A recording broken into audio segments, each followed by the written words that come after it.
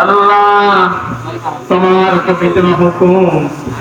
রমজান মাসের পরে আল্লাহ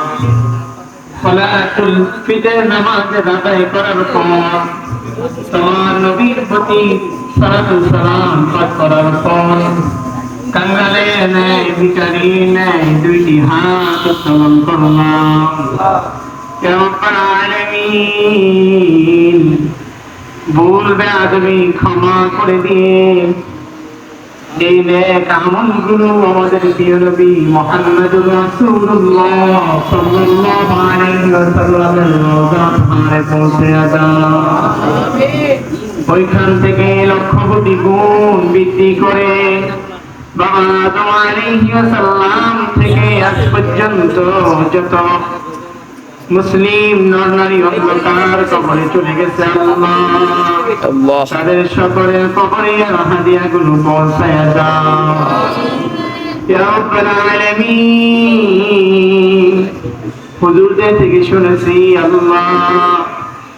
যার মাথায় বেশি গুনাহ হুজুররা বলতো তাকে দোয়ার জন্য চাপিয়ে দেন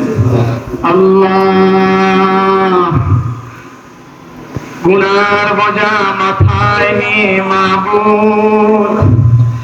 আল্লাহ ঈদগার ময়দানে আল্লাহ জমিনের উপরে তোমার কাছে দুইটি হাত উত্তোলন করেছে আল্লাহ আল্লাহ তওবা করতেছি আল্লাহ শুধু সবাই পড়ে আস্তাগফিরুল্লাহ রব্বি মিন কুল্লি যামবিন ওয়া আতুবু ইলাইহি লা হাওলা ওয়ালা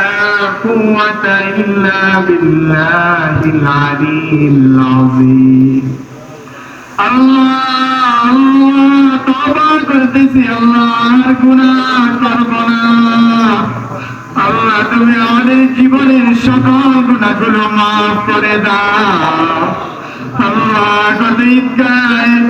আমাদের অনেক আত্মীয় ঈদগায় ছিল আল্লাহ এখন আর দুনিয়াতে নাই আল্লাহ জানি না আমার মৃত্যুটা কখন চলে আসে আল্লাহ আল্লাহ আমাদের এখানের মধ্যে থেকে অনেকের মা নাই অনেকের বাবা নাই যে জনম দুঃখিনী মা যে জনম দুঃখিনী মা থাকলে ঈদের আনন্দ অন্যরকম হয় আল্লাহ